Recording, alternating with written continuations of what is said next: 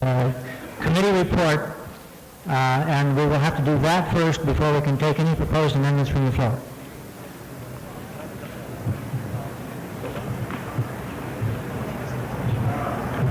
We just did the one. We finished the one.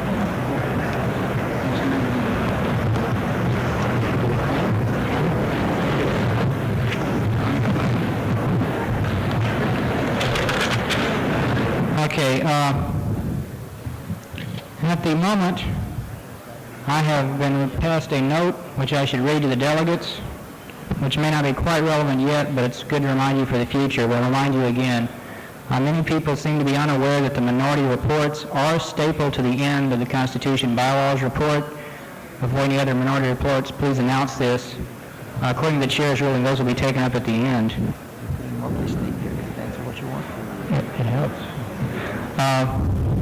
So as I say, we will announce that again beforehand. The last 2 pages of your report are the minority reports, except for this one, which I, in my foolishness at 11 last night, didn't type. We're delaying while we're trying to work out the wording on the next section, which was also typed at 11, as you can see if you try to read it. Have we got something? Okay. The next proposal is Article 5, to add a new section after the current Section 4 and renumber appropriately. This doesn't alter anything in there currently.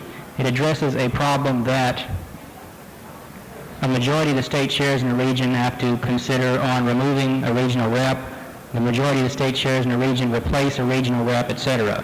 If you have a one state region, that gives an awful lot of power to the state chair in that region. We felt it was probably a good idea to fix that. The idea was to make it so the state committee would serve that function.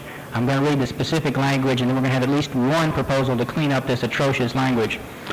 When a region consists of a single state, the state committee of that state shall fulfill the function of state chairs in a region for the purposes of the previous section. The previous section is the one about removal and replacement of regional representatives on the National Committee. I move that. And Dave?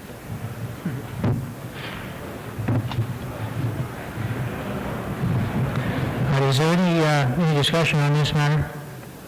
Excuse me. Do you have a friendly amendment? Yes, I have a friendly amendment. I think it is a little difficult. If we inserted the words multi-state before the word region in line 3 there, so it would read, shall fulfill the function of state chairs in a multi-state region for the purposes of the previous section. I think that makes it a little easier to understand. All right. You accept that as friendly amendment? I do. Is there any objection from anybody on the committee? Seeing none, that's accepted as friendly amendment. Is there any discussion on this proposed amendment? Yes, sir. I'd like to have a definition of a state committee. Is it a state central committee? Is it the state executive committee? I don't see that this is necessary. If you want to remove your regional chairman, you can impeach him as chairman of the party and put in a new chairman. Is that an argument for or against? It's an argument against it, but I'd also like, I think the amendment is unnecessary to begin with, but in any case, I'd like the definition of a state committee. Is it a state central committee, a state executive committee, just what is it? I'll let Mr. Howell respond to that. Okay, on the point of a state committee, we specifically wrote it with small letters under the feeling the state would decide that for themselves, and it would be left up to the state.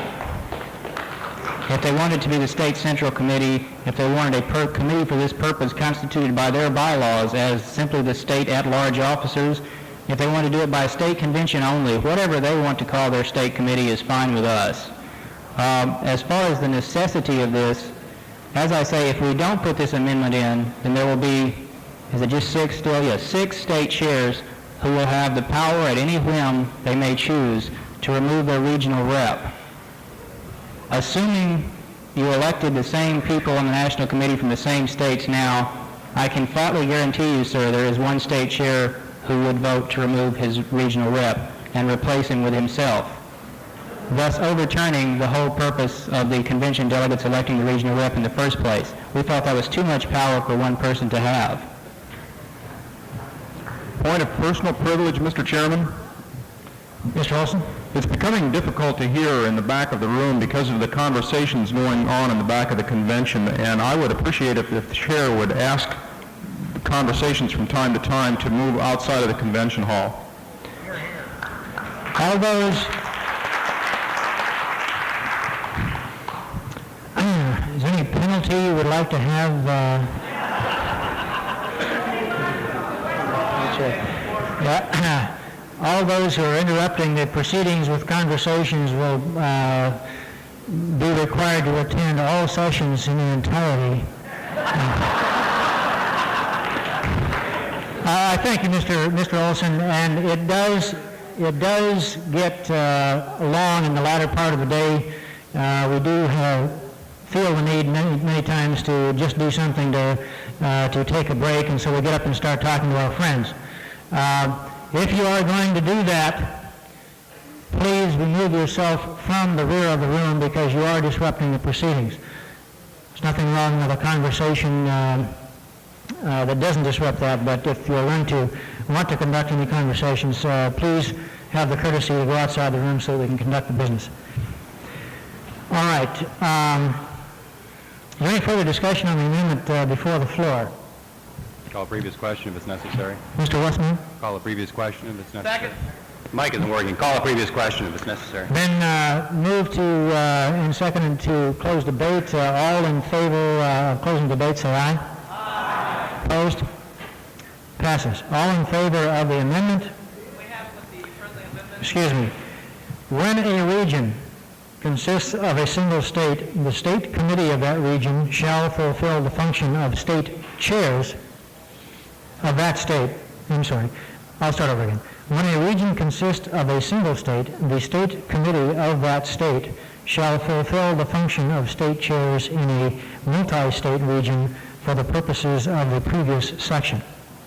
Okay, everybody got it? All in favor say aye. Aye. Opposed? Passes.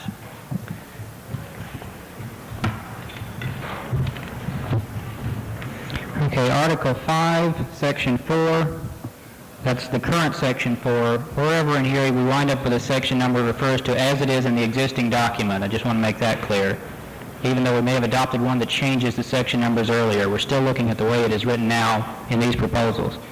Okay, substitute for the entire section the following wording, and this is precisely the question about removal of regional reps and replacement of them, etc. A National Committee regional representative may be suspended, that is, denied authority to perform his or her specific functions by the following procedure. A majority of the state chairs in that region must request of the chair that the National Committee consider the question of suspension of the regional representative. The chair shall submit the matter to a vote of the National Committee. If two-thirds of the entire National Committee vote to suspend the regional representative, that office shall be deemed vacant, and the state chairs in that region shall elect, by majority vote, a new regional representative to fill the vacancy. The suspension of a regional representative is not appealable to the Judicial Committee. The purpose of this, we had this time, during this session of this National Committee, during the past 2-year terms, a proposal come up that one of the regional reps be suspended from the National Committee. The proposal did not originate with the state chairs specifically. That is, a majority of the state chairs did not get together and say, this guy's a turkey, let's get rid of him. But the proposal did come to the attention of the committee when the state chairs were polled, which is the case you do under the old situation. Half said yes and half said no, so the National Committee didn't get to vote on it. The question here was to make it clear what the procedures are in the first place, and I think this clarifies it somewhat. And second, to put the burden of starting the whole procedure on the state chairs in a region. Unless they, a majority of them, come to us and say, hey, we've got a problem, the National Committee can't initiate the action. So in that sense, it is a constraint on the National Committee. That's one part of it. There's another part of it, which is the last sentence, which says that the suspension of a regional representative is not appealable to the Judicial Committee. The thinking of the committee in adopting that sentence, and I will quote them, was that the kind of suspensions which would occur under this would not be the sort of suspensions that should be appealable to the Judicial Committee. If I can remember the grounds, on the basis that this would mostly be because of a person simply not doing their job in the region, not contacting the various state chairs, not getting in touch with the state parties, not representing them, etc., etc. Somebody who was doing nothing. And it was the feeling of the committee that that was not a valid thing to be appealed to the Judicial Committee. And as I say, there are really two questions involved here, and if people object to that last sentence, or to the rest of it, not the last sentence, vice versa, a motion to divide the question at that point might be in order. So I'd just like to mention that.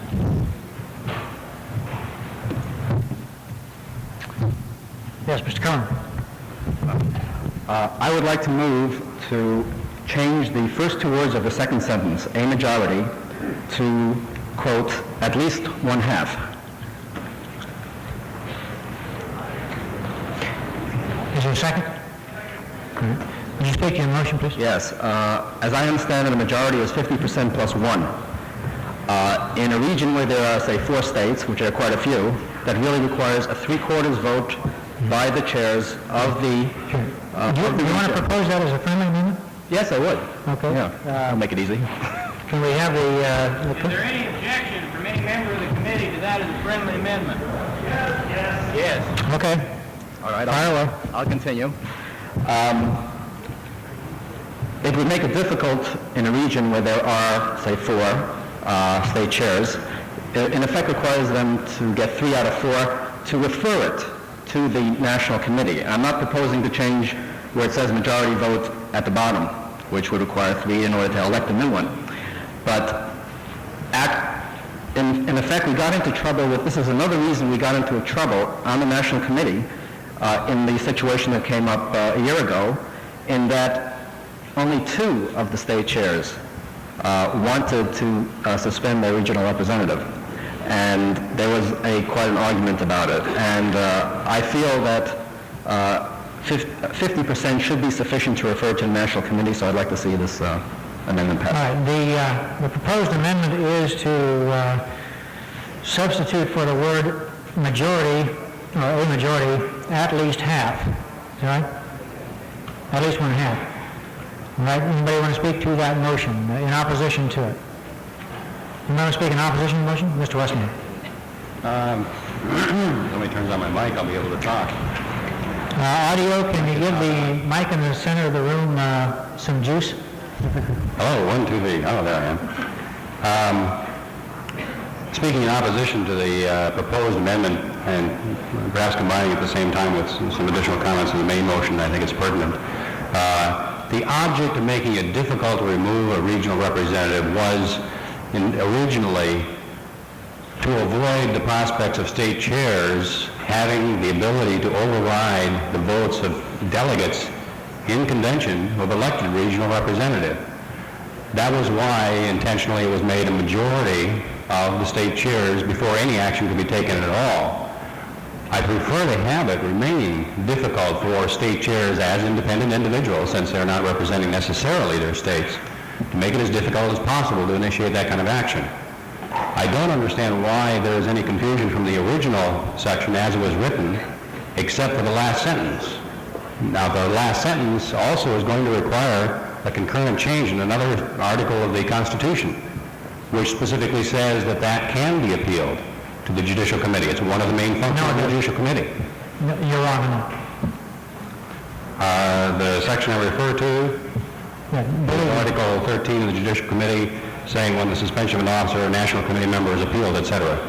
That's right. It's very pertinent. If you'll read that through, you will determine that that is a procedural response to a previous substantive action. There is nothing in the Constitution that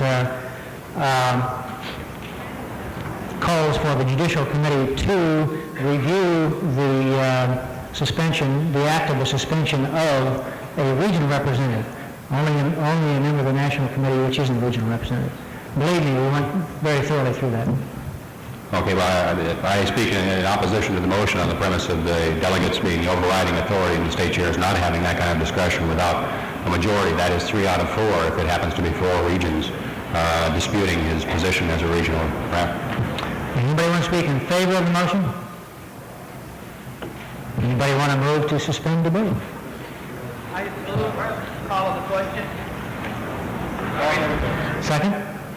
All right, in that, then we'll move, we'll vote to suspend debate on this matter. All in favor, say aye. Aye. Opposed? Go to the main motion, or to the motion on the amendment, which is to substitute for the word a majority, the 2 words a majority, the words at least 1/2. All in favor of that motion, say aye. Aye. Opposed? Nay. Fails. All right, any further discussion on this matter? Mr. Wolford? Mr. Chairman, I object to the last sentence. I move to strike it from the proposal. Second. All right, is there a second? Okay. Would you speak to your motion, please? I feel that there is very little in the Libertarian Party in regards to removing persons from one body or from the party itself that should not be allowed to be appealed. There may be such examples of regional chairs, the majority of regional chair or state chairs, trying to offset the decision of their delegation. The regional representatives do represent not just the state chairs, they represent the entire members of that region, and I feel that at least that person should have the right to appeal. Mr. Chairman? Mr. Hilbert? If on behalf of the majority of the committee I might explain to my friend Mr. Wolford, the reasoning here is that already 2 groups concerned with the political implications and consequences of the action, namely the majority of the chairs and also 2/3 of the National Governing Board, if they separately feel competent to take this extreme action, it should not be overturnable by a group of individuals who are intentionally insulated and preserved from the normal mucking around of intra-party politics. Mr. Olson? I move the previous question. Second. All in favor of suspending debate on this motion, say aye. Aye. Opposed? Carries. Okay. All in favor of the, excuse me. I think as a formal matter, we didn't get a specific motion. I didn't think I heard him say that, but I know that's what he meant. It was clear. Oh, do you? Your hand is faster than my ear. I move that All right, the motion would be to strike the last sentence of the proposal, deleting the words, "The suspension of a regional representative is not appealable to the Judicial Committee." All in favor of the motion to strike that sentence, say aye. Aye. Opposed? No. Fails. Okay. Anything further on this matter? Mr. Lilly. Mr. Chairman, Patrick Lilly, Colorado. I'd like to move to divide the question to separate consideration of that last sentence from consideration of the rest of the amendment. I believe that's too late. I understand. I call it out of order. The actions already taken have made that moot. We have deleted that section? We have deleted that section. No, we passed it. Oh, excuse me. I'm sorry. We have not deleted that section. We have acted on that issue. I'm sorry. We have acted on the issue of the question of whether or not to delete it. Right. I submit that a motion to divide the question is still in order. Out of order. Is it? Out of order. Okay. For what purpose? To deal with the rest of the committee's proposal first, and then with the question of the final sentence about appealability. Well, you can't do that because we have already, in effect, done that by considering the last sentence. Okay. And since we have already come to a conclusion on that, we've effectively divided it. So the motion's not work. I move call on the question. No, excuse me, Mr. Chairman. I would like to move to add to the committee's recommendation on page 6 of the Constitution and Bylaws, Article 13, Judicial Committee, Section 2. In the first line of that section, it says, when the suspension of an officer or national committee member is appealed, I would like to move that the phrase, or national committee member, be struck.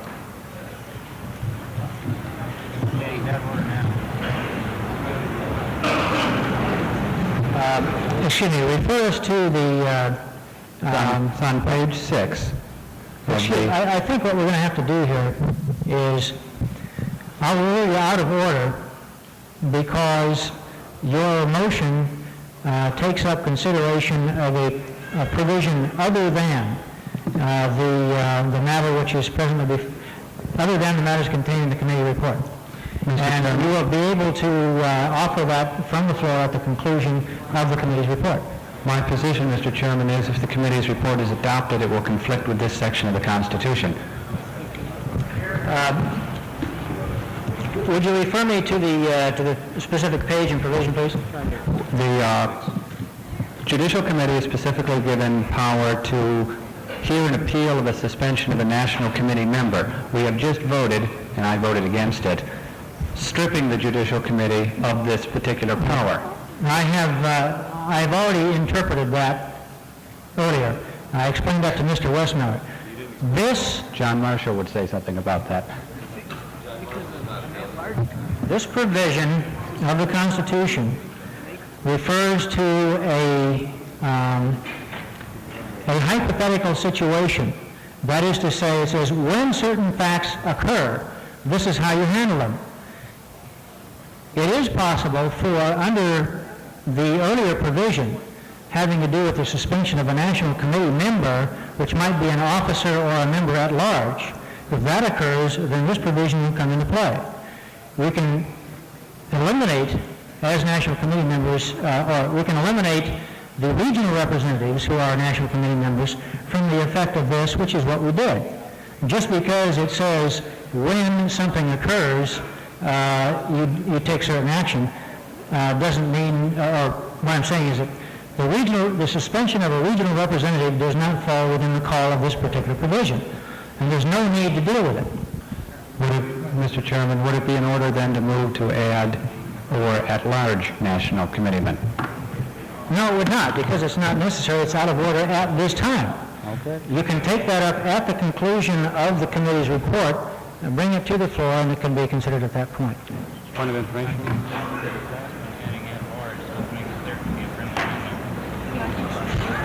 Making sure people like him can understand.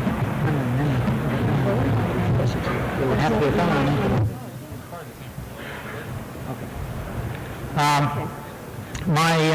Let's do this. The chairman of the committee has suggested that we consider the last proposal, and if the gentleman would take the microphone again, to add the language that you suggested. I believe it was simply to insert the phrase "at large" in front of national committeemen. All right, that's in Constitution Article 13, Section 2, and we'll ask whether or not all of the members of the Constitution Bylaws Committee would consider that a friendly amendment. Can't do that. Out of order. In fact, we've got another way to do it. It would be put at large after member to be consistent with previously. Now, what this is, as Dave has said, it is clear to those who understand it, but as the gentleman has shown, some people don't understand it. Just to make it clear to those, even though it's redundant, it's only 7 letters and a dash. So I will ask the committee if they will accept as a friendly amendment to insert the term at large in that section of the Constitution as part of this proposal, just for clarity's sake. It does not change it. Point of order. Point of order? Yes. What's your point, Bill? My point is that this section is not under consideration, and a friendly amendment to that section by the committee is totally out of order. Well, I'll rule against you on that. That The section is not under consideration. if the Constitution and Bylaws Committee wants to consider this a friendly amendment to and it is often the case that you put two related provisions together as a proposal, then if there's no objection from any member of the Constitution and Bylaws Committee, then we can accept it as a friendly amendment. Is there any objection from any member of the Constitution and Bylaws Committee to add the term at large before the term members in that particular sentence for clarity's purpose? Okay, look at... Are you objecting? The sentence is Constitution, Article 13, right. Section 2, the first line now reads, when a suspension of an officer or national committee member is appealed, etc. We would add, when a suspension of an officer or national committee member at large is appealed, thus making the distinction between regional representative members of the National Committee and members at large of the National Committee. Point of information? Certainly. Point of advice, first of all, on that particular section. Will the turkey that's running the audio thing turn this on? Point of advice. If you would talk right into it, I think we'd be okay. No, it's not. I'm talking right into All it. right. No, Audio, can you beef up the mic in the middle? Point of advice, first of all, if you're going to make that change, you also have to add it on at the end of that particular section, because there's another reference to National Committee member. That's point of advice. My point of information is a question. You're amending the section in the top part of the section, National Committee member, making it at large. You have to do the same thing at the end, the very end. Okay? My point of information is I would like to understand what the intention of the committee is with regard to this whole general proposal. Is the intention to segregate off the regional members of the National Committee as being distinct from all the other members and set a special provision for only those regional members that they can appeal, but anybody else can? Is that my correct? That is correct. The result is, and I think the reasoning behind it is clear, is that the regional representatives are representatives selected by a small, each region is a small group. It's not the entire convention. It's not the entire body. So that, as Mr. Hilberg pointed out earlier, I think he clarified, the reasoning was that if the states which had selected that regional representative and also the National Committee both vote to suspend that regional representative, that they don't want that appealable.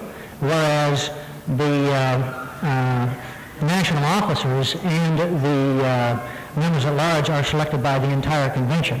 And so there's a classification which makes some sense for different treatment. Let's see, where are we right now? Oh, we're out of time. Mr. Chairman, there's a problem here. May I have the floor just to point out a technical error we have created? I think, pardon? That we have created a technical problem with the move that we have made. May I address that very briefly? I'm not advocating, just pointing out an error we have created. By changing... I think since we're out of time, you're going to have to make a move, move to suspend the rules to extend the time for debate. Okay, I would like to move to suspend the rules so they can bring to the attention... 2 minutes? 2 minutes. All right. Second. Okay. Second. Wait, we haven't voted on it yet, pal. All in favor of suspending the rules to add 2 minutes to the debate, please say aye. Aye. Opposed? I will let passes. Go ahead. Okay, we just moved to make the amendment read, instead of a majority of the state chairs, at least half, okay? Now, we did not? Okay. Okay, but we have a situation where we have a two-state region, which means it has to be unanimous among the two, is that correct? Yes. Okay, that's all I wanted to know, thank you. Okay. We still have any more of the 2 minutes? Yep. Yes, ma'am. Irene Leach from Please. Irene Leach from Arizona. Line 7 there, after the chair, I would like to insert, this is in the form of an motion, upon hearing the appeal of the National Committee Regional Representative. Second. Thank you. Excuse me, you are out of order because the amendment that we have pending relates to Article 13, keep losing him, Article 13, Section 2. Are we going to go back to Article 5, Section 4 then, after Article 13? Yes, because it's part of the same motion. Was that? Oh, excuse me, I'm sorry. It was accepted as a friendly amendment. I got sidetracked with Mr. Nolan's comments. All right, so now friendly amendment was accepted that Article 13, Section 2 would add the words "at large" for clarification, and so now we're back to you. Go ahead and make your motion. You mean restate it? Yes. Line 7, after the chair, insert the words, "Upon hearing the appeal of the National Committee Regional Representative." Yeah, okay. Is there a second? Second, all right. There's a sentence just about in the middle of that. I guess it's the 7th one, which starts, "The chair shall submit the matter to a vote of the National Committee." She wants to insert the words, could be a comma, "upon hearing the appeal of the," upon hearing the appeal of the National Committee member. Of the Correct? National Committee All right. Regional Representative. Okay. We will have no time for debate on this because the time is up. Mr. Chairman, I move to suspend the rules for a 2-minute debate on this issue. Second. Moved and seconded to suspend the rules to add 2 minutes for additional debate. All in favor say aye. Aye. Opposed? Fails. All right, we'll have to move to a vote on the main motion then, which is Article 5, Section 4. Mr. Chairman? I'm sorry, we have to vote on that. I skipped over a step. We will vote on the motion, which is to add the clause after hearing the appeal of the... Point of order? Wait a minute. Let me do what I'm doing. You see, one of the problems that we have when I don't have these things brought up here in writing, once it gets past 4 words, I can't remember it. It would be, yeah. To insert, "upon hearing the appeal of the National Committee Regional Representative," after the word "chair" in line 7. That's right. So the chair, the sentence would then read, "The chair, comma, after hearing the appeal of the suspended, National Committee member, shall submit the matter to a vote of the National Committee." Point of information. Yes, Mr. Olson. What would happen if the regional representative didn't appeal? Point of order? Trying to find it. Point of order, maybe we can... We'd have to move to a vote because the only motion that would be in order at this point would be a motion to suspend the rules for further debate. Hearing none, we'll move to a vote on that proposed amendment. All in favor say aye. Aye. Opposed? Fails. We now have to move to a vote on the main motion, which the main motion is to adopt Article 5, Section 4 as set forth in the committee report. Motion to suspend the rules for... And including the friendly amendment to Constitution Article 13 for clarification, limiting it to at-large members in that section. All in favor of the motion, say aye. Aye. Opposed? Passes. I'm going to declare the convention in recess for 10 minutes for those things that can be accomplished in 10 minutes, primarily stretching and et cetera.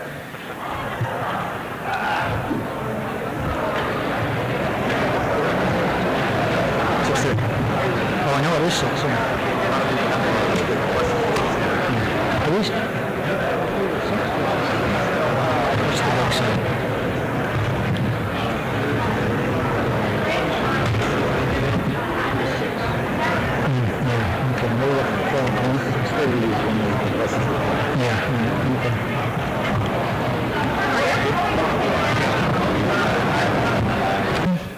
And those of you who are at the back of the room, who are delegates, call out in the hall to get the remainder of the delegates in, please.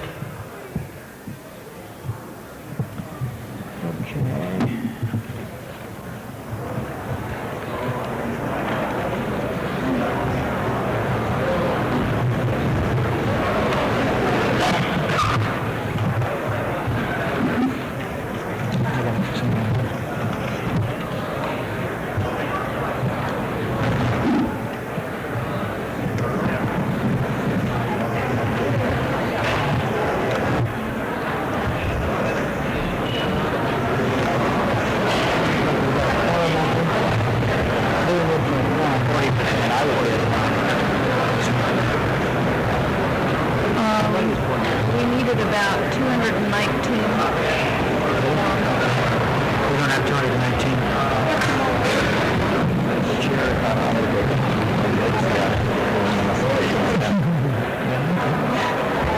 Sounds good to me.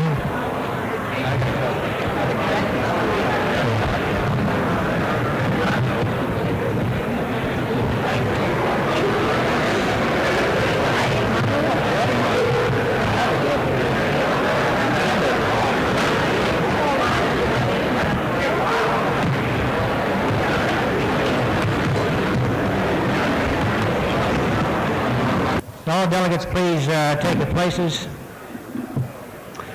And I'll request one more time, those of you who are at the back of the room, is anybody outside of the room, call them in so we can resume the business. I have a couple of announcements that I've been asked to make, three as a matter of fact, regarding convention matters. The Libertarian Publications panel, which is scheduled for 5 p.m. today in your convention booklet, has been moved on the schedule to 2 p.m. on Sunday. Okay, the publications panel is moved to 2 p.m. on Sunday. Item 2. One of the important things to keep in mind is that the banquet ticket that you received in your registration packet is not your banquet ticket. It is a ticket that you turn in to get your banquet ticket. And there's a notice in your convention booklet about what to do. You have to turn that in to obtain the ticket you will actually use at the banquet. And the purpose for that is that they have to know how many meals to prepare. That has to be done by Friday morning, I think 10 a.m. Friday morning. Check your convention booklet to see what that is. So, does it say 9 o'clock? Anyway, by Friday morning, you must turn in your banquet ticket, or we won't know how many meals to be prepared. And the last item is for those of you who are going on a Disneyland tour this evening, the buses start leaving at the Flower Street entrance, which I think is that direction, at 6:30 p.m.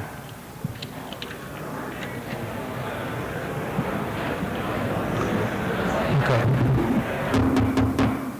Those of you at the rear of the room, please, either come in and sit down or terminate your conversations. One other housekeeping matter, with regard to the audio system. One of the problems that we've been having is the audio man cannot tell, with a number of people standing at different microphones, who's talking at which microphone. So it helps for his adjustment purposes to know who's talking. So when you start talking, in addition to saying your name, would you please raise your hand and wave it around? Or whatever you usually do when you raise your hand. Okay, we will go on to the next item on the committee report. Let me also, that's right, let me point out that we have an extensive committee report. And this session of the convention concludes at 6 p.m. We are finished with the Constitution, bylaws, and rules report and considerations of those matters at the end of the day today, if we don't get finished with the report itself. With the possible exception that on Saturday there will be time to come back to it after the selection of the presidential ticket, if you're still in the mood for that sort of thing at that time.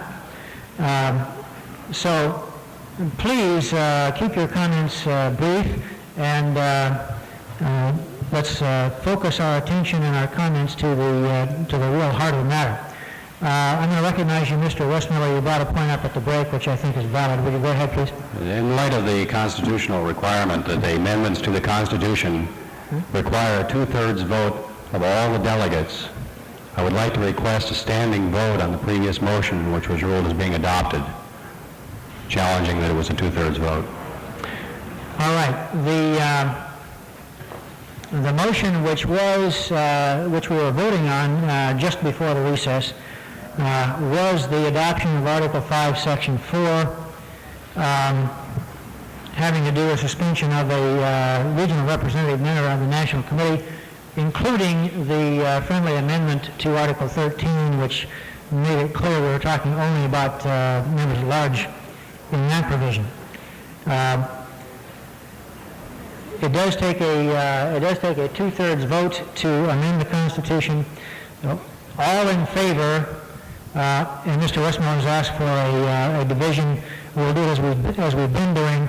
All in favor of adopting the proposed amendment, please stand.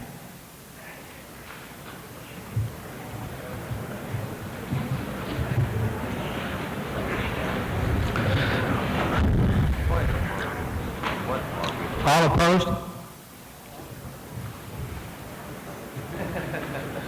Abstentions? That's two-thirds. Your support left, Bill. I don't know where they went. Okay, Mr. Howe. Okay, I would like to agree with the chair's comments about what we have to do. I'd also like to point out that we have an even more serious problem in that under the chair's ruling, the minority reports are brought up at the end, especially if they refer to no majority report. There are several important questions, whether they're good or bad. They're crucial and divisive questions which should be decided. They will be brought up only as minority reports, therefore only at the end of this report. Therefore, it's all the more urgent that we make sure we get through this stuff. So I would like to ask you to please be very careful not to repeat previous comments, et cetera, et cetera. Bill, Yeah. did you misstate my earlier ruling was where there was an absence of a majority report and using a minority report? Did I say that correctly? That's what I understand, yeah. Okay, is that what you said? I thought you said if it was a minority report, the whole thing goes. No. Okay, the next proposal is Article 6, Section 6 in the Constitution. Article 6 deals with conventions. Section 6 deals with alternate substitution, etc. The proposal is after the words, any members of their delegation, insert the words, except for automatic delegates. I'll read that sentence as it would read now. Duly selected alternates may be freely substituted for any members of their delegation, except for automatic delegates who are temporarily or permanently absent from the floor, etc. The rest of it is unchanged. The effect of this is there are a number of automatic delegates provided for. National committee members, former presidential and vice presidential candidates, all of our Libertarian elected governors, etc. All of these are automatic delegates. It was the thinking of this committee that the previous intention of the rule was that these people were delegates because of themselves, and they were not assigned to a state party on the basis of something it had done. Therefore, an alternate should not be entitled to vote for them. Currently, some states do it one way and some states do it another, and it definitely needs to be clarified for the benefit of states which aren't sure which way to do. It was the thinking of the committee that, as I say, automatic delegates were not intended to have alternates voting in their stead. Point of information. Pardon? Point of information. Yes. Isn't the proper designation ex officio? Yes, automatically, because it's the basic. What does it refer to there? Friendly. Automatic delegates, I think. Okay, would we accept that as a friendly amendment except for ex officio delegates? What do you think of that?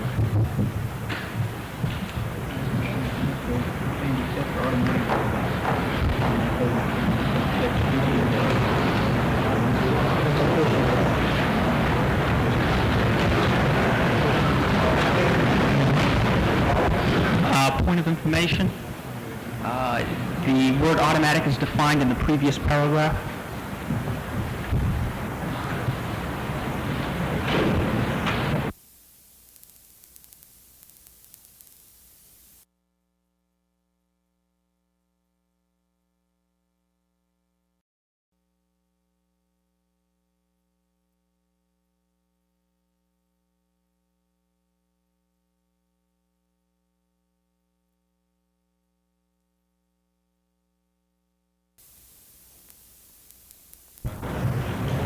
We're trying to do this with a friendly amendment. We're just trying to figure out which one's friendly. Before we decide, I would like the chair's ruling on what ex officio actually means. The term ex officio means not elected, but having the power to act, which would include there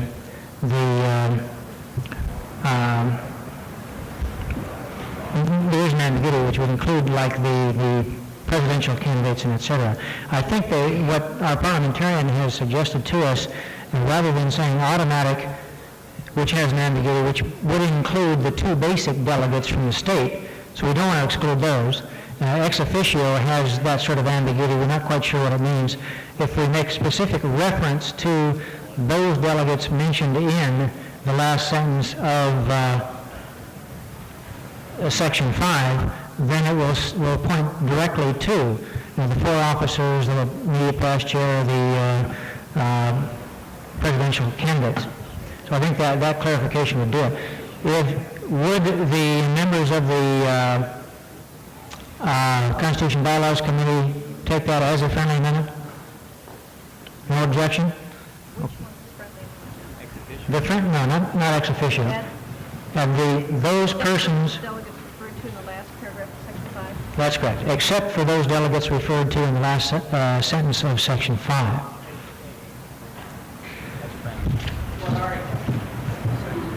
Article 6. We're amending Article 6, Section 6, by making a reference back to certain persons identified in Article 5 of Section 5 of Article 6.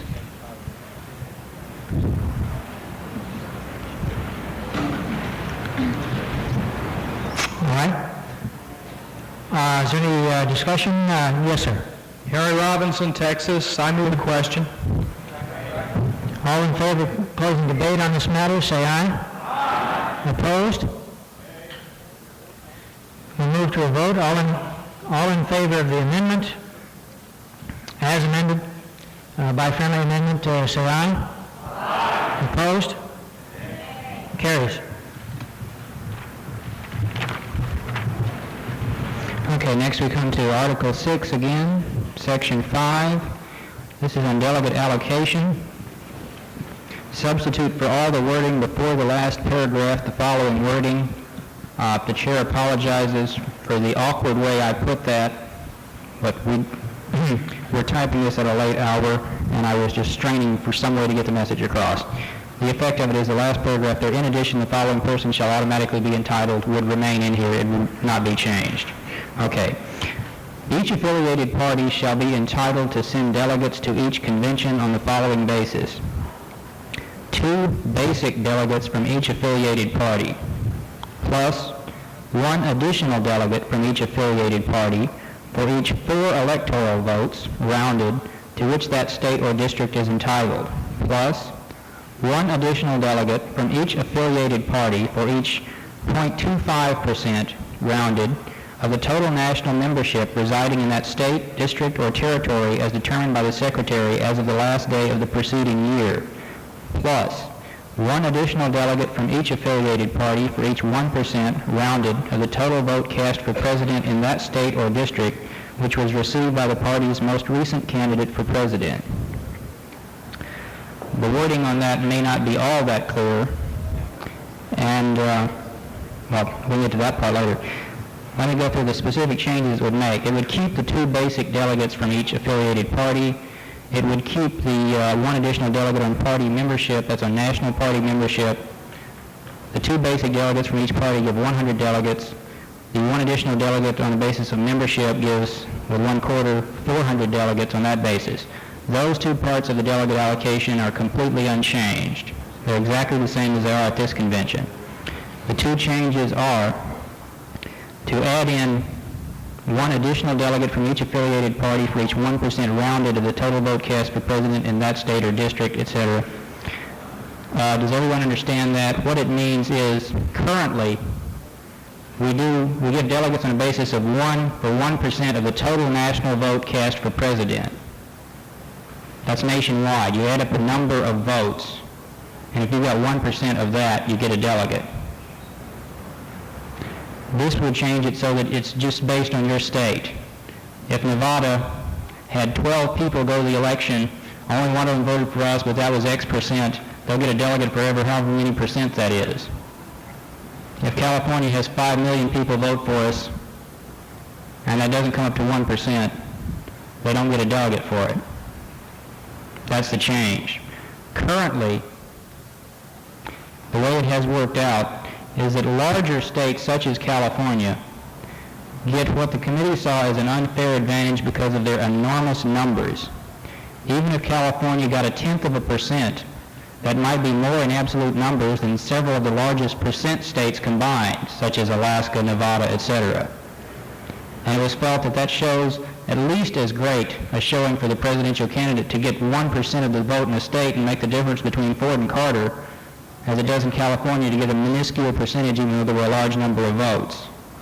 So the thinking of the committee was to balance that out to some extent. We debated whether 1% or some other figures, they ranged 0.25%, 1/2, or 1%. The floor can change that if it would like. I'm just trying to explain now how the thing would work. The other change is to add in another factor, one additional delegate from each affiliated party for each 4 electoral votes rounded to which that state or district is entitled. This was to throw in another factor, specifically population and electoral vote, namely how much we can get if we win that. However, it was felt that using straight electoral vote gave too much weight to states which have, the example used, though I hate to pick on specific names, was Michigan, which doesn't have, in terms of party membership or presidential vote, since they aren't on the ballot, or any of the other factors, that strong a party, but has an enormous electoral vote proportionately. So in order to reduce that from being such an outlandishly disproportionate percentage of the delegate strength, we reduced it to 1 per 4 electoral votes being rounded and rounded up. So, if you have 4 electoral votes from your state, you would get 1 delegate on that basis. Does everyone understand all this? I'll take any more questions before we get to the debating on whether it's good or bad, because I want to make sure everybody understands it. Okay, seems everybody understands it. Mr. Chairman. Mr. Esser. Is a motion in order at this time? Certainly. All right. I would move that the proposed Article 6, Section 5 be amended to strike that part of the proposed amendment which reads as follows: 1 additional delegate from each affiliated party for each 4 electoral votes rounded to which that state or district is entitled. And also to strike from the last paragraph the 1% figure and change that to 1/2 of 1%. I'm referring to the provision which adds 1 additional delegate from each affiliated party for each 1% of the total votes cast for president, to change that percentage to 1/2 of 1%, and then simply to delete the provision which allows delegates to be apportioned based upon electoral votes. And I'd like to... Mr. Esser, I think those two subjects we should divide that issue. I'll ask you to withdraw the second part of it, and then when we deal with the first part of it, we'll come immediately back to it at that point. Fine. Okay, so the amendment which you propose, the motion to amend would be to delete the portion relating to electoral votes. Is that correct? Yes. You second to that? Okay, would you speak to your motion? Yes. I believe it to be grossly unfair to some states, and I have in mind particularly Alaska, to allow states with large populations to simply have delegates because of the fact that they have a large number of electoral votes. For example, Alaska received about 6%, I believe, of the votes, or cast 6% of their votes in Alaska for president from McBride, but Alaska is only entitled, I think, to about 3 electoral votes, and to allow larger states like New York or Ohio or Michigan or California to simply be entitled to delegates because they have a large number of electors as compared to smaller states, I think, is grossly unfair. And the reason the second part of the amendment was to pick up some of the delegates that we would lose, so, but I can't speak to that at this point, but I would move and urge that that be stricken. Anybody care to speak in opposition to the motion? Mr. White? Mr. Chairman, at what point... I recognize Mr. White. I have an inquiry. Parliamentary question. Go ahead. At which point will it be in order to move to divide this question? It's already divided. Okay. Into the two sections that have been amended. Thank you. Mr. White, wave your hand for the audio man, please. Okay. All right. The committee chose to, number one, to increase the number of delegates because it would increase participation. Now, there are a lot of states that have a large population. In other words, if you're a delegate, you're more likely to a convention, you're more likely to be active when you go back home. Believe me. Secondly, so what would happen here, if you apportion some delegates on the basis of electoral votes, you've got an extra increment of participation in states which should be active. Now, we also weren't happy at all with all the solutions. This is the best compromise of all possible things. And I think if we change it too much, if we were to get rid of all the apportionment on the basis of population, we're going to get into a real scrap as to how it is we're going to get the increase in delegates. So I would have to speak against the proposed amendment. Information, Mr. Chairman? I can't hear you. Information? Yes. California isn't sure what the vote before the floor as of this moment is? What is the main Excuse motion? me, I can't understand you. What is the main motion on the floor right now? The motion that we are considering right now is the deletion from the proposed amendment to Article 6, Section 5 of the provision that states the deletion of this provision, one additional delegate from each affiliated party for each 4 electoral votes rounded to which that state or district is entitled. There was some question about division before what you said. It's already been done. We're only considering that particular item. Okay. Mr. Chairman? Is there, yes, I'd like to speak against, I'd like to speak for the motion. does anybody want to speak against the motion? There was I recognize the gentleman over here. I would like to speak against the motion. Harry Robinson, Texas. If we look it over, we see that the committee has done an excellent job of balancing representation in many factors. Each of these things makes it more fair, makes the representation a little bit better apportioned than it would be otherwise. To tamper with the process that has taken place is going to create dissatisfaction, and I would urge the defeat of the amendment. Mr. Chairman. Okay. I recognize the man back here. My name is William Connerly from Laurinburg, North Carolina, a small town, and that is significant because I think the thing I am most impressed by after a full day here, and we're just at the top of page 3, is that maybe this group is too big. And I'm going to support anything which reduces, I think, the size of future delegations, and that's why I'm for this amendment. Mr. Randolph. Yes, Mr. Chairman, Dick Randolph from Alaska. I'd like to speak in favor of the motion. I see absolutely no reason to allocate delegate strength based on the population of the state. Everything else in the formula gives weight to bigger states. They have a better chance and a higher percentage of the vote. Everything there leans toward their being able to, if they go out and do the job, have a larger delegation here than a smaller populated state. And it seems to me we ought to be leaning toward rewarding results rather than pure numbers.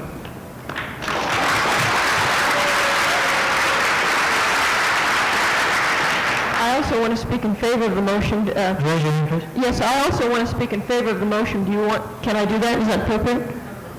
Or you want somebody who's against it? Go ahead. Okay, I concur with Mr. Randolph. I think that the population shouldn't have anything to do with, I'm Jenny Roeback from New York, by the way. I think that the allocation of delegates should be a reward for activity and not an incentive for activity. So I urge passage of this amendment. I'll continue to recognize speakers, but please, if what you have to say has already been said, please don't go. Mr. Olson? I move the previous question. Motion to close debate. All in favor of that motion, say aye. Aye. Opposed? Nay. The debate is closed. We move to vote on the motion which is to delete from the proposed new Article 6, Section 5, the provision which gives an additional delegate for each 4 electoral votes from the state. All in favor of the motion which is to delete that provision? All in favor, say aye. Aye. Opposed? No. Hang in there. It fails. Right? No, I'm sorry.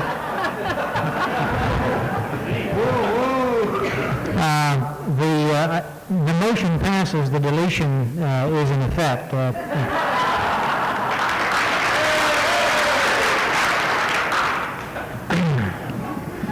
So the contest for punching is a... Mr. Chairman. Mr. Chairman? I'd like to call a 3-minute recess, if I may, or ask for it. Is that a motion to suspend the rules? Yes. Is there a second? And all in favor of a 3-minute recess, all in favor of suspending the rules for the purpose of a 3-minute recess, say aye. Aye. Opposed? No.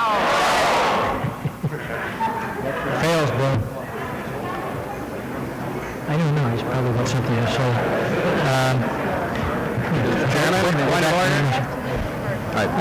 Yes, Mr. Esser, the second part of your divided motion, would you repeat that again? All right, Fred Esser from Arizona.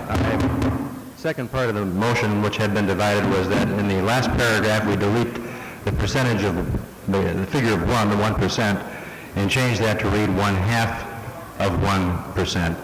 Second. Would you speak to the motion, please? I would yield the floor for someone else to speak to the motion since I've already spoken. All right. Is there anybody who wants to do that? I will if nobody else will.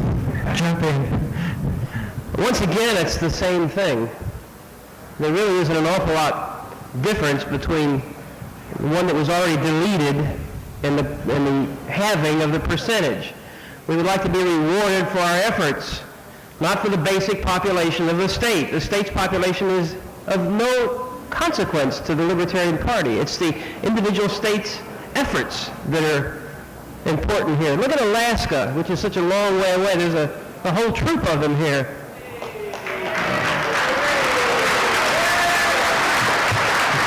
It seems pretty obvious to me that people should be rewarded by their efforts in their own states, not by the population of that state.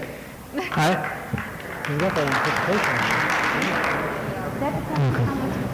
Maxfield?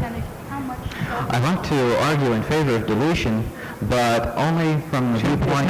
It's not deletion, it's modification. We're changing 1% to 1/2%. Are you with us? Uh-huh. Slipped that one right by you, didn't you? Right.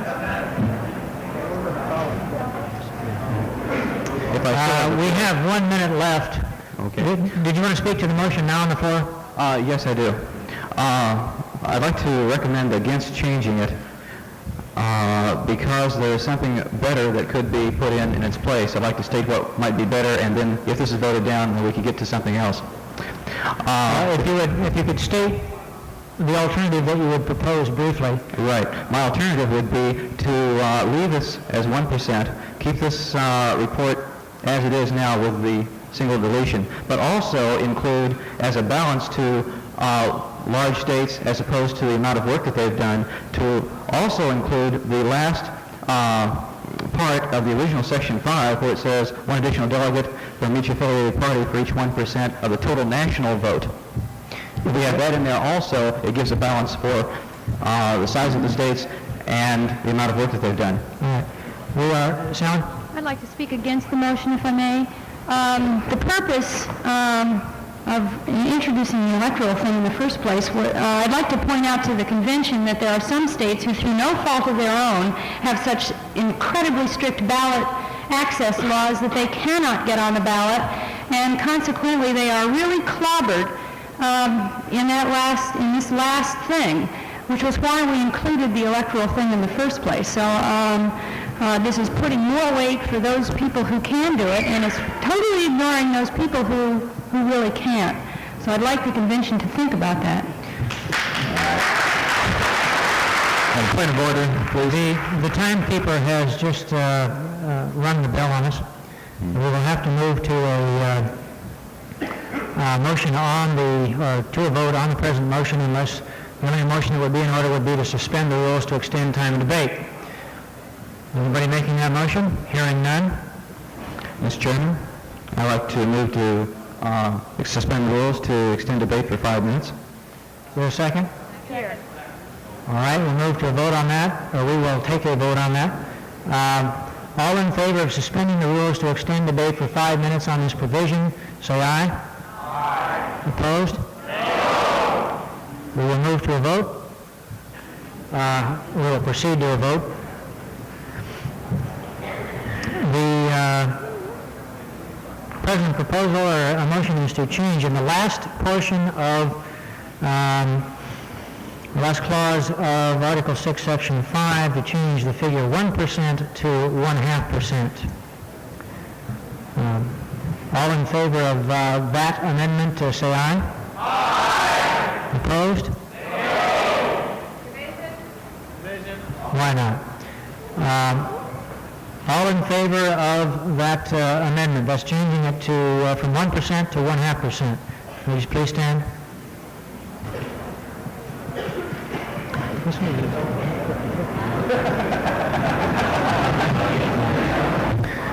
Okay, will you please sit down, and those opposed, please rise.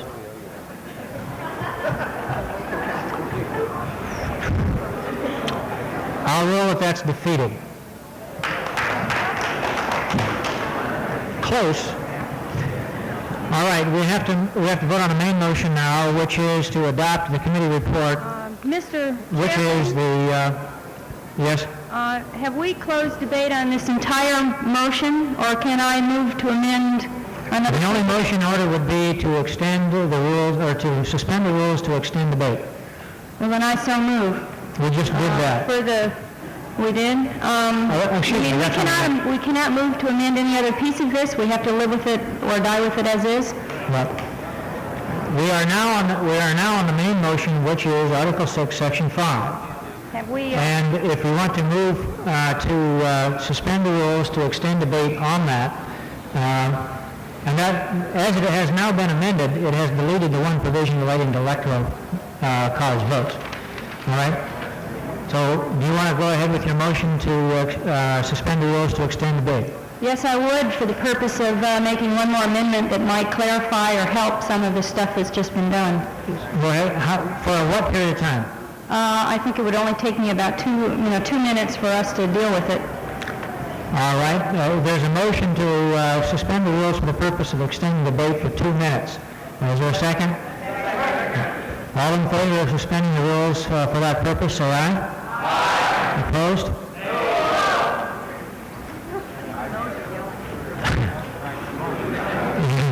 I'm going to have you stand up, then. All in favor of suspending debate, please stand. Suspending, yeah, you know what I mean. Suspending the rules in order to extend debate.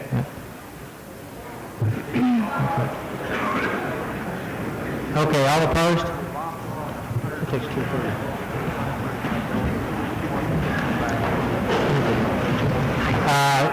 the motion passes. I would like to amend Section 1, or hyphen 1 of this, to increase the number of basic delegates to 4.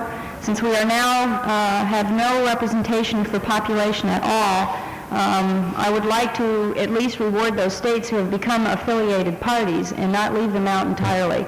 Is there a second? Second. Okay, you made your motion and your argument. Somebody want to speak in opposition to this? Alternatively, you want to try that? We will see if whether or not the committee would like to accept that as a friendly amendment without objection. All right. Okay, we have an objection. All right, anybody want to speak in opposition to the motion? Ms. Mason has spoken in favor of the motion. Okay? Hearing no opposition, we'll move to a vote. The proposed amendment is to Mr. Chair, can I just say one thing about the proposal? Go ahead. It'll be short. Basically, what we've done so far, without voting on this, is essentially decrease the total delegation from what we have now. If we leave this as amended, the next convention that we have will be smaller. We need to make some change. I support the amendment. All right, anybody want to speak in opposition? Does he? Okay. John Canar, Arizona. Thank you, John. Okay, it's not true that at our next convention we will have a decreased delegation. Because if we get 10% of the vote or larger vote, we're going to increase this convention enormously under these rules. Because we're going to have a minimum of 10 delegates additional for each state. Thank you. Our time is up. We will move to a vote on the amendment, which is to modify the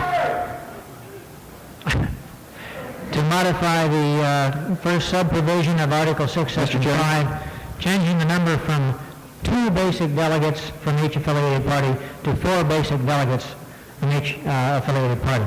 And Mr. Maxwell, the only motion which is in order is one to suspend the rules to extend debate. Yes, sir. That is my motion for... Second. We'll move to a vote on that. All in favor of... I'd like to state the purpose of my motion, very briefly. The purpose is to allow us time to vote down the present amendment and include the last section of the original Section 5, where it would give 1% of the national vote to each state. Okay. The motion is to suspend the rules to take under consideration the matter just stated by Mr. Maxwell. All in favor of suspending the rules to... Yes, you're right. Mr. Maxwell? Mr. Maxwell? Mr. Maxwell, do you have any idea how much time you want? 3 minutes. Okay. The motion is to suspend the rules to extend debate in order to consider a new matter as stated by Mr. Maxwell. All in favor of suspending the rules for that purpose, say aye. Aye. Opposed? No. Fails? All right, now, yeah, that's right. We are now going to the proposal, or the proposed amendment, which would change the first subdivision of Article 6, Section 5, to read 4 basic delegates instead of 2 basic delegates from each affiliated party. All in favor of that amendment, say aye. Aye. Opposed? No. Too close to call. All in favor, stand, please. Point of information. Point of information. Could you restate the motion, please? All right. There's a point of information has been asked for. The motion is, right now, we're on an amendment to Article 6, Section 5, with regard to delegates to the National Convention. The first subdivision now reads 2 basic delegates from each affiliated party. The amendment would make it 4 basic delegates from each affiliated party. That's the proposed amendment. Those who are standing are voting in favor. Okay? Those opposed, you sit down, and those opposed, please stand. Passes. Okay. We're at the, now we're down to the main motion, which is Article 6, Section 5, as amended, and from the committee report has been deleted the second subdivision, which refers to electoral votes, and changing the first subdivision from 2 to 4. Everybody having it in mind, we'll proceed to a vote on that. All in favor, say aye. Aye. Opposed? Nay. You need 2/3. We better have you stand on that. All in favor of the motion as amended, please stand.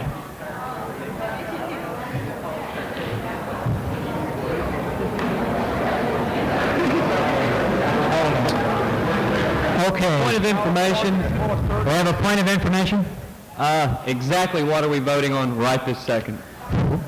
We are voting on the main motion of the amendment to Article 6, Section 5, as amended, which, if you look at the document, the report before you, would change the first subdivision from 2 basic delegates per state to 4 basic delegates, and would delete the second subdivision, which would give a delegate for each 4 electoral votes from the state. That's as amended. Those who are standing are voting for it. Would you please sit down, and those opposed, please stand. Passes.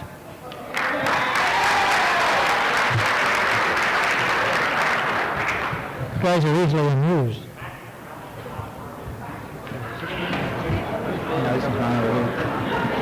Mr. Chairman. Okay, the next proposal Move to suspend the rules to get to the... is Alaska staging a walkout. No, just a gentle one. We have a meeting. Okay. Motion to suspend the rules?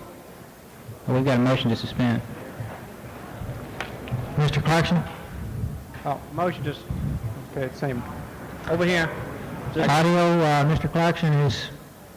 I've got the same motion that Jim has, so it doesn't matter which one of it makes it. I think his mic's dead.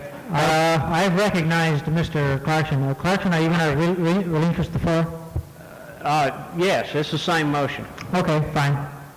Okay, Mr. Donnelly? I'd like to move to suspend the rules to take up at this point the question of amending Article 8, Section 2, as in the minority report. It was on the first page of the minority report. It's the second to last page here. And it would replace the sentence, each delegate shall cast 7 votes to be tabulated cumulatively, with the following: each delegate may cast up to 7 votes, but may cast no more than 1 vote for any one candidate. Okay, the motion is to suspend the rules for purposes of taking up the minority report proposal to amend Rule 8, Section 2. All in favor of suspending the rules for that purpose, please say aye. Aye. Opposed? Nay. That means 2/3. I'm going to call for a division because some people yell louder than others. Those in favor of suspending the rules for the purposes of considering the amendment, will you please stand?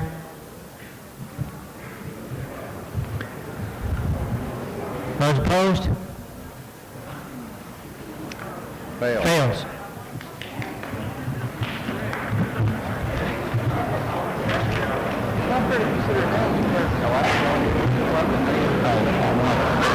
Obviously, we have to change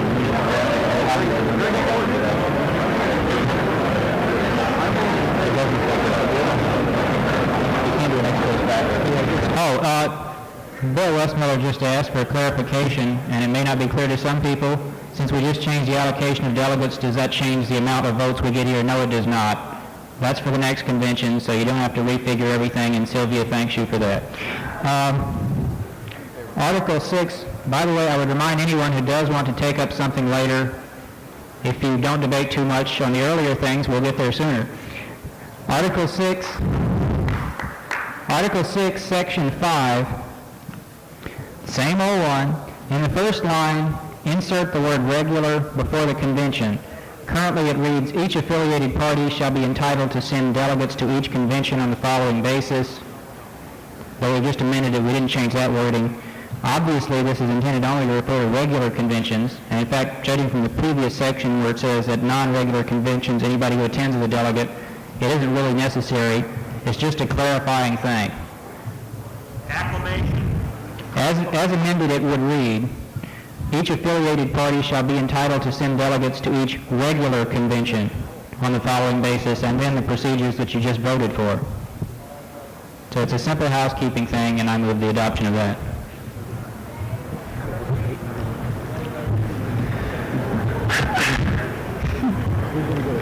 All right, on Article 6, Section 5, from the committee report, yes, Ms. Mason? Mr. Chairman, I'd like to move the question.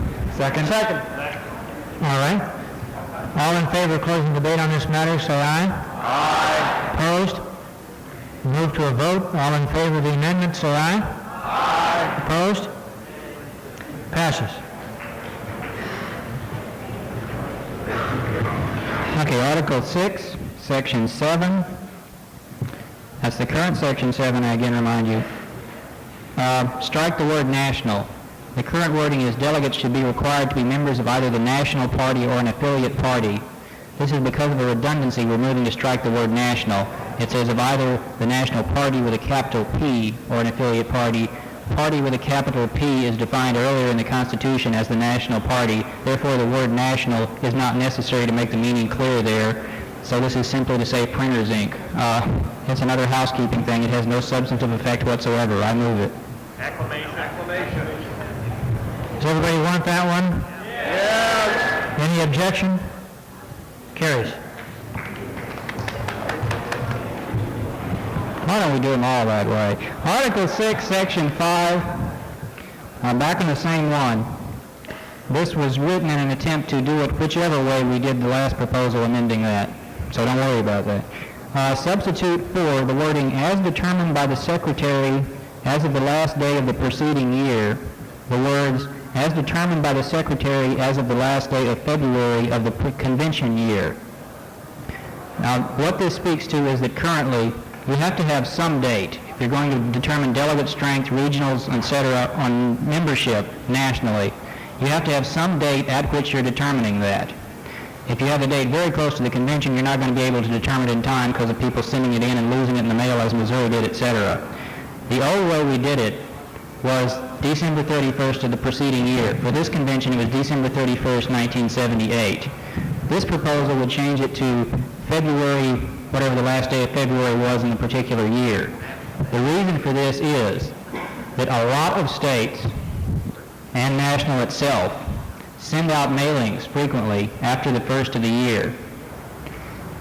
It takes a while for those mailings to get the checks back in for the new memberships, and that does and can have a definite effect on delegates to the convention. For instance, this year, if we had used February something as the date, California would have been altered by a tiny handful, but at least some delegates would have been altered there. And I say California because that's the only one I remember offhand would have been altered. I'm sure some others would have been. It is also the thinking that January 31st wasn't sufficiently late enough because some states also allow you to join state and national at once, which means if they send out, as Texas does, a bulk mailing for new members of both national and state combined right after the first of the year, once your Christmas expenses are over, they've got the rest of January to get them into the state, but then state's going to need more time to get it into national. So the point of this is to encourage fundraising and membership drives by the states by simply progressing the date on to the end of February. I move it. Grayson of Nevada, move the question. Mr. Chairman, I'd like to add a friendly amendment. You want a friendly amendment? Yes, just to change it to regular. I beg your pardon? To clarify it by saying regular convention. Regular convention year. Objections from the committee? Hearing none. All right, that's a friendly amendment modifying the word convention by regular convention year. There's been a motion to close debate. Is there a second to that? All opposed, or excuse me, all in favor? Opposed? We move to the mini motion then, which is to adopt the change in Article 6, Section 5 to the cutoff date from the end of the year to the last day of February of the convention year. All in favor, say aye. Aye. Opposed? Passes. Okay, Article 6, the same article here. This is to insert a completely new Section 6. It doesn't really change anything that's in there. It addresses some points which the Constitution, bylaws, and rules don't address now. I'll read the entire thing. In order to be counted for delegate allocation, membership applications must be sent to the national headquarters by either the individual member or affiliated party and received by or postmarked no later than the last day of February of the convention year. The Secretary shall make a count of members qualified under the requirements set forth here and shall compute the delegate allocations for the affiliated parties. Notification of the membership totals and allocation totals shall be sent by the Secretary to the chairperson of each affiliated party no later than April 15th of the year of the convention. A list of the names and addresses of all delegates and alternates chosen by each affiliated party shall be sent to the Secretary no later than 1 month prior to the start, first general session, of the convention. Amendments to such lists may be made by the affiliated parties until the close of the Credentials Committee meeting preceding the convention. I move this. This has several effects, which I'll explain. Currently, there isn't any requirement on when they have to be postmarked, etc., which means you could have people joining later and claiming, well, no, I really joined earlier. This says we have to either have them in hand or at least they must have been postmarked before that date. So it clears up that possibility of people predating their membership. If they mail it in on March 15th, it doesn't matter what date they put on it. It was the postmark that counts under this proposal. So it clarifies that problem. It also requires the Secretary to make this count and get it out to the affiliated parties as early as seems reasonably possible. Currently, some state parties think that they don't know early enough to elect the proper number of delegates, and so they've had to rank delegates so that they'll be dropped off considering how many they wind up with, etc. Also, there's another crucial part of this which says that the names and addresses of all delegates and alternates must be sent no later than 1 month prior to the start of the convention. Currently, we don't have that. We just have a rule that the names of the platform committee reps from the states who choose platform committee reps must be sent no later than 1 month prior to the convention, which means you could elect your delegates the day before, theoretically, which is going to make it real tough for the convention, or for the Credentials Committee to deal with that problem. So this would say your delegates have to be elected 1 month before, in effect, unless you send in a list presuming these are going to be your delegates, which I don't think would be accepted. So this is, again, a housekeeping thing. It cleans up a lot of procedures which are unclear. It states it flatly so that there's no way around them. So I move this.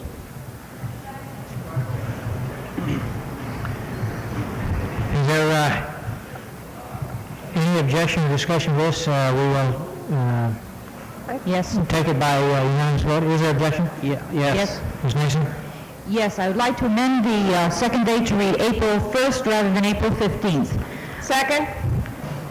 Okay, the reasons for this are twofold. Excuse me just a minute. We might be able to make that a friendly amendment. Any objection from any member of the Constitution and Bylaws Committee? Accept it as a friendly amendment.